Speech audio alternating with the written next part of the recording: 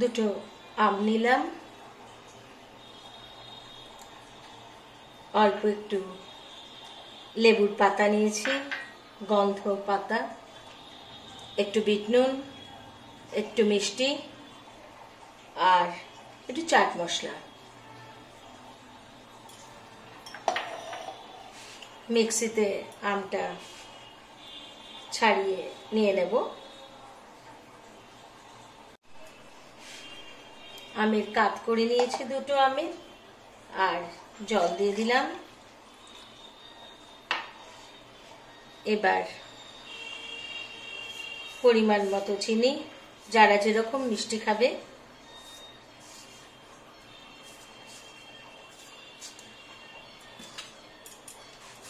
অল্প একটুখানি আমচুর পাউডার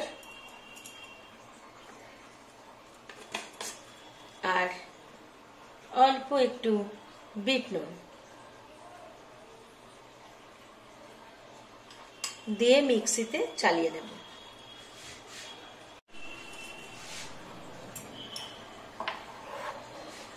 এবার ঢেলে নিলাম গ্লাসে।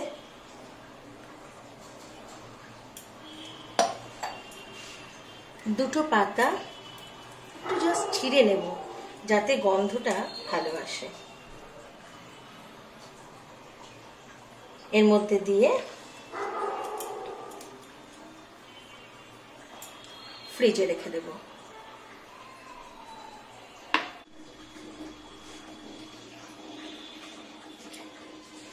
এবার মিক্সিতে কিছু কাঁচা আম কেটে নিয়েছি,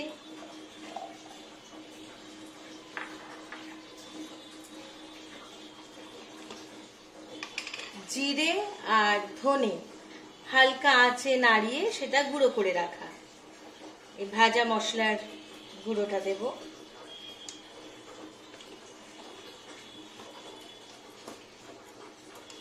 একটু বিট নুন দেব।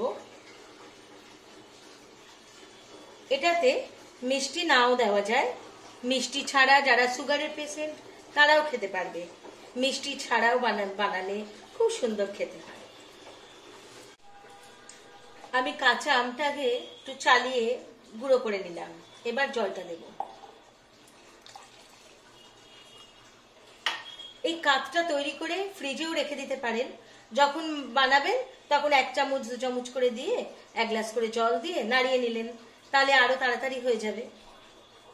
এবার এটাতে ইচ্ছে করলে একটু চাট মশলাও দেওয়া যায়, আর না হলে যদি একটু ঝাল ঝাল খেতে ইচ্ছে করে অল্প একটু কাঁচা লঙ্কা ভেঙে এর মধ্যে দিয়ে দেবেন, দারুণ টেস্ট লাগে।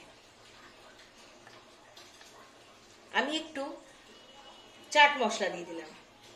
যেহেতু এটাতে চিনি দেওয়া নেই, নুন নুন, সেই জন্য খুব টেস্টি হবে। এবার আরেকবার চালিয়ে নেব।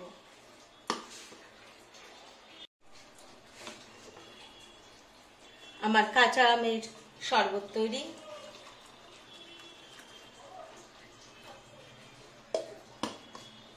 এই শরবতটা এরম ভাবেও রেখে ফ্রিজে রেখে খেতে পারেন, আর যদি ইচ্ছে হয় তো 2 চামচ ছাতু দিয়েও এটার মধ্যে গুলে রাখতে পারেন।